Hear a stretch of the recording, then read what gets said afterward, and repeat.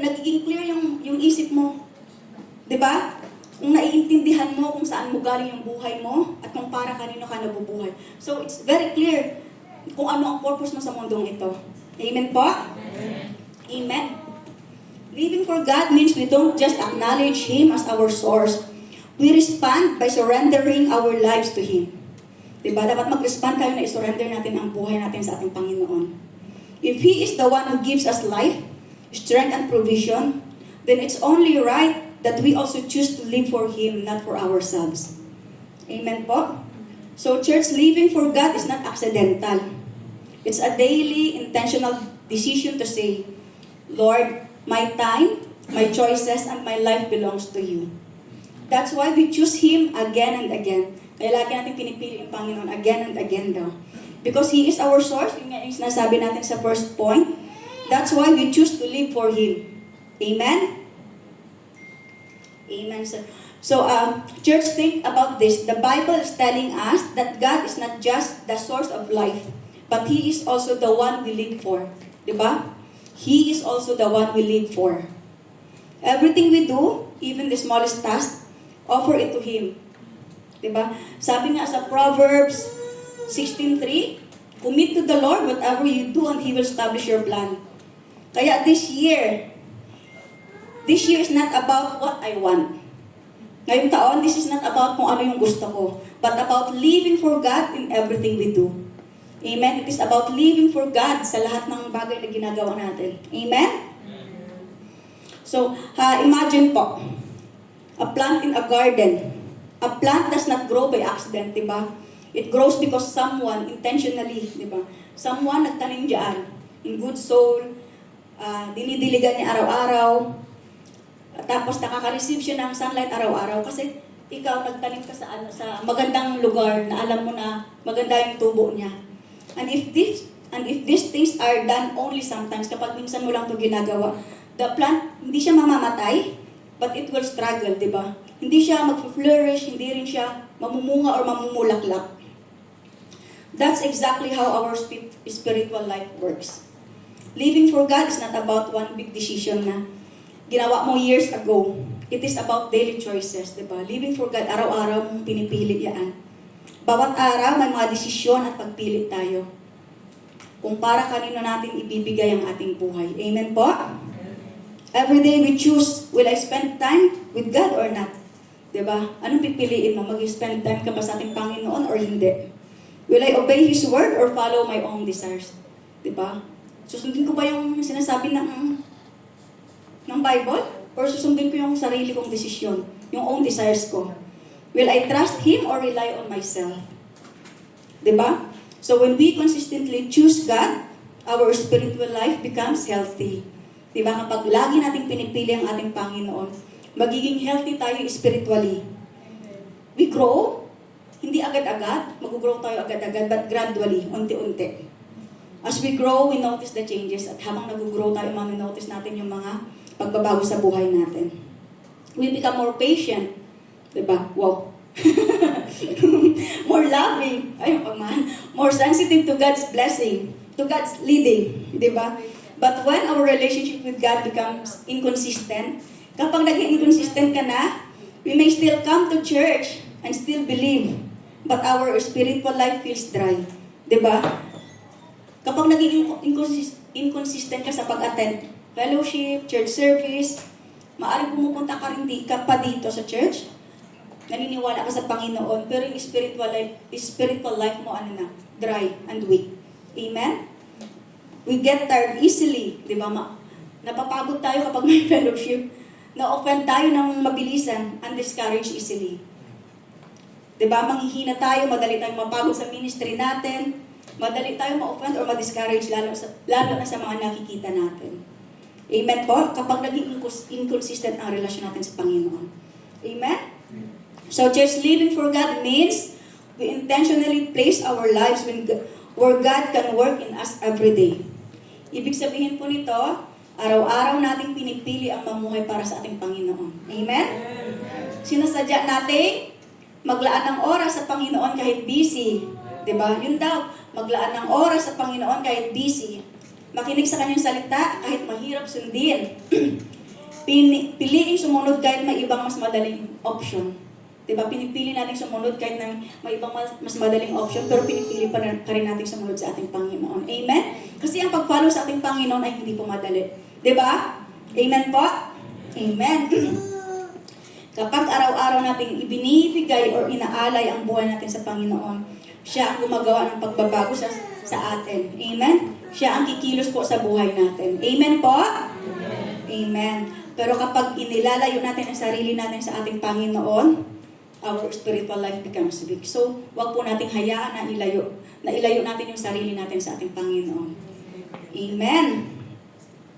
Ang pumumuhay para sa Diyos ay araw-araw na pagpili. Dahil siya ang ating source, pinipili rin nating mabuhay para sa Kanya. Amen po? So, living for God doesn't mean your life will be easy. Totoo naman, di ba? Kasi minsan may mga own desires pa rin tayo, may mga worldly desires pa rin tayo. But it means, kung pinipili mo, it means your life has meaning. Living for God doesn't mean your life will be easy. But it means your life has meaning. Diba? Magkakaroon ng meaning ang buhay mo. Your steps have purpose and your heart is aligned with the one who created you. Amen? So, our lives don't just come from God. They are meant to be lived for God. Amen po? Amen. Amen. So, magpo-point number 3 na po tayo. So, in point number 2, we learn that our lives are not just for ourselves, di ba? Ang buhay natin ay hindi lang para sa sarili natin. We are called to live for God in everything we do. Every decision, every action, every ordinary moment is an opportunity to honor Him. But living for God is not the final step. Hindi po yan yung final step natin, ha? When our lives are fully surrendered to Him, it naturally leads us to a deeper response. The response of worship, honor, and glory. Amen po. Everything we have comes from Him. Yun po yung point number 1. And everything we do is for Him. Yun po yung point number 2 natin. And now, because He is worthy of it all, everything in our life, our strength, our victories, our growth, even the smallest moments, should point to one purpose. At ano po yun? He deserves the glory. Giving God the glory He deserves. Amen? At yan po yung ating point number 3. Yun. In Romans chapter 11 verse 36 says it all po. Buo na po ito. For from Him and through Him and to Him are all things. To Him be the glory forever. Amen. Church, if everything we receive ay galing sa Panginoon, and everything we live for Him, yun po yung point number 2 natin, ultimately has one goal. Ang goal po noon, ano po yun? It is to glorify God. Amen? Amen? At the end of everything, God deserves the glory. Amen. Not us, hindi po tayo. Not our success. Not our achievements. Whether the year brings breakthrough or waiting, victories or struggles, answered prayers or silence, our response is the same. Give glory to the Lord. Amen po? Ano man po ang mga naging season mo this year or last year, our response should be the same. Give glory to the Lord. Diba? Ano man yung season mo last year, maganda man o hindi, we should give glory to the Lord. Amen? In Revelation 4:11, it says, You are worthy, our Lord and God, to receive glory and honor and power. Amen po. For you created all things, and by your will they were created and have their being. So this verse reminds us that God is worthy of glory, honor, and power. Not because of what we do, hindi dahil sa kung ano yung ginagawa natin, but because of who He is. Diba? Dahil sino ba siya? Diba? Sino ba siya? He is the creator. Diba? The sustainer. The king above all kings. Amen? Everything that exists, every blessing, every gift, every moment is from Him and points to His greatness. Amen po? And in 1 Corinthians chapter 10 verse 31, whatever you do, do it all for the glory of God. So whether you eat or drink or whatever you do, do it all for the glory of God. Yun po yung highlights natin, ha? So this verse reminds us of one simple truth. Everything we do, big or small, seen or unseen, should point to God and honor Him, not ourselves. This means that every word we speak, every choice we make, And every success we experience can become an act of worship when our heart is focused on God's glory. Amen po? So point number 3 is very clear po sa atin. God is worthy of all glory. Diba? And our lives exist to reflect that glory in everything we do. Nabubuhay po tayo para luwalhatiin siya sa lahat ng ginagawa natin. And together, these verses teaches us God is always worthy of glory, sabi lang sa Revelation 4:11. Because He is our Creator. Amen? And in 1 Corinthians 10:31, we honor Him by living every part of our life. It directly reflects na dapat mabuhay tayo para sa Kanya. Amen po? So our success, our struggles, our answered prayers, or seasons of waiting, they all have one ultimate purpose. And it is to glorify God, not ourselves. Yun po yung purpose natin. To glorify God, not ourselves. So kaya sabihin natin, no matter what this year will bring, God alone is worthy of my praise. Amen? Amen. May example po ako. Isipin po natin na think about the time when you achieve something. Diba? May na-achieve ka, maaaring na-promote ka, or naging manager ka na, di ba? Anything, basta may na-achieve ka na maganda. Maybe a success at work or even a personal goal. People praise you. Di ba? Naturally, praise ka na lang. And you felt proud. Proud ka sa sarili mo. But wala pong masama, di ba? Wala pong masama. Feeling joy and accomplishment kung nararamdaman mo na masaya ka dahil sa kung ano yung accomplish mo. But ito po yung tanong, sino po yung napapansin? Ikaw ba o yung Panginoon? Di ba?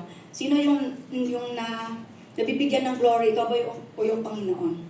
When we take all the credit for what we've done, when we feel proud of our own strength, talent, or effort, we are forgetting a simple truth. Everything we have comes from God. Di ba? Kapag when you take all the credit, nakakalimutan mo kung saan galing. Saan galing kung bakit ka nandyan sa sitwasyon na yan. Amen po? Everything we have comes from God. Our abilities, our opportunities, and our victories. They are gifts from Him, not just the products of your hard work. Oo, maaaring we work hard on it, but still it came from the Lord. Amen po? Amen. And point number 3 reminds us, God deserves the glory for all things. Our pride should not be about ourselves, diba? It should be about Him. When we acknowledge God in our achievements, our hearts change. That joy and accomplishment becomes a gratitude and worship, not self-exaltation. Diba? Amen. And this applies to everything. Our talents, our victories, even our ordinary decisions. If we live with the awareness that God is the source of all, is the source of all we are, and all we have, our life becomes an act of worship. Ulitin ko po. If we live with the awareness that God is the source of all we are, and we all, hindi ko mabasa. Ulitin ko po. If we live with the awareness that God is the source of all we are, and all we have, our life becomes an act of worship. Nag-gets po natin?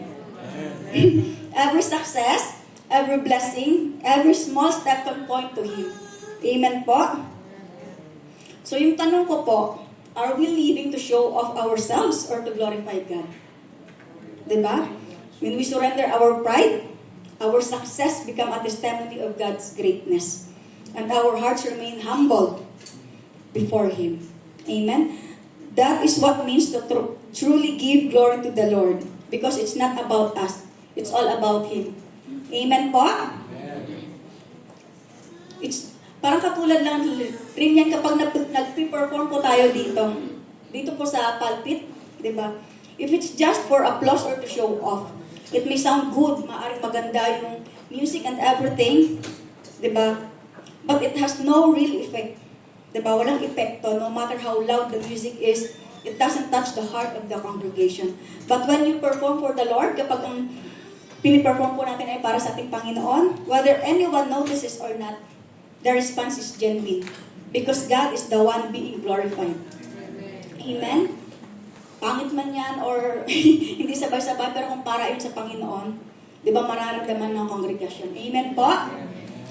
Amen. So the lesson is this, whatever we do in life, our talents, our work, Even our everyday actions should not be for our own glory. It should be done so that God gets the glory in everything. Amen? Sige po, sa conclusion na tayo. Yay. From Him, God is our source. So everything we have, our life, our strength, our blessings, comes from God. Let us always remember to rely on Him and give thanks, knowing we can do nothing without Him. Amen? So to Him, we live for Him. Our choices, our actions, even the small things we do every day should honor God. Live intentionally, surrendering your life to Him in everything. And for Him, all for His glory. Whatever we do, let it point back to God. Our purpose is to glorify Him, not ourselves. Let every success, every gift, every talent reflect His greatness. Because everything comes from God, exists for God, and ends in God's glory. He alone is worthy of our whole lives. Amen po? Church, the purpose of life is not just to survive or to achieve. The purpose of life is to honor God in everything we do. That means we glorify Him, not only when life is easy, di ba? But in victories and struggles, in answered prayers and in seasons of waiting, even in ordinary and unseen moments. So ask yourself today, mga kapatid, am I living for God or just for myself? Nabubuhay po ba tayo para sa Panginoon or para lang sa sarili natin? Ask yourself today, am I surrendering my plans, my time and my talents to Him? Am I giving glory to the one who gave me life and everything I have? Mga kapatid, the choice is yours. To live for yourself or to live for God. Choice mo po yan, kapatid. Kung mabubuhay ka para sa Panginoon or kung mabubuhay ka para sa sarili mo lamang. Amen po. So as we step into this new year, trust God as your source. Live fully for Him. Give Him the glory in all things. From God we receive, through God we live, and to God we give all the glory. Amen? Amen.